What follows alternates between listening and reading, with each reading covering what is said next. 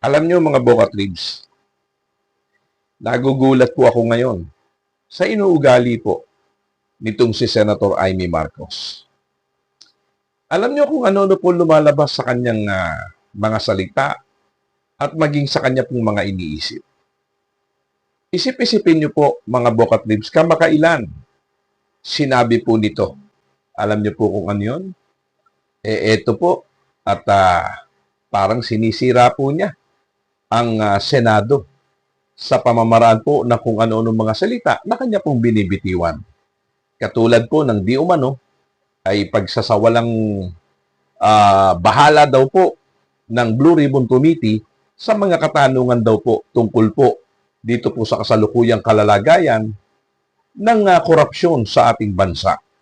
Ayaw namin magkaroon ng miyaw-miyaw.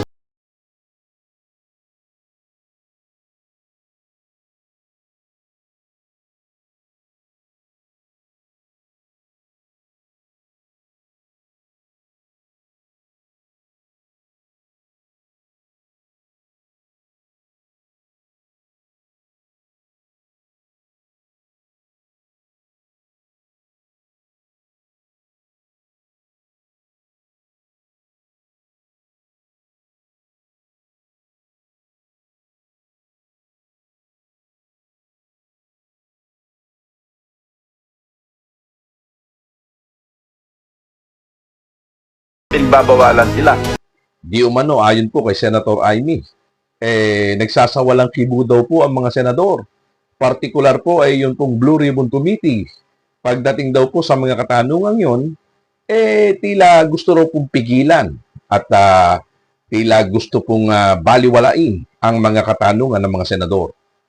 Samantalang malinaw po na sinasabi ni Senator Ping Lacson na paanong mangyayari ang kanyang sinasabi gayong siya mismo ay absent at wala po siya doon po sa nasabing pagdinig na yon doon po sa Senado.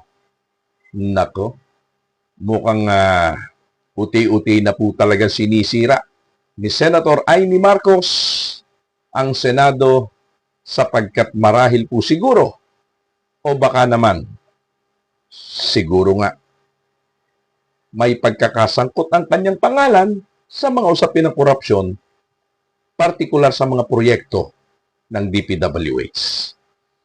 Hindi ko po pinipiho, ang akin po ay kalayaan lamang po sa pagsasalita ng isa pong mamamayan na nag-iisip po o nagdududa sa mga pangyayari at sa kanyang ginagawa.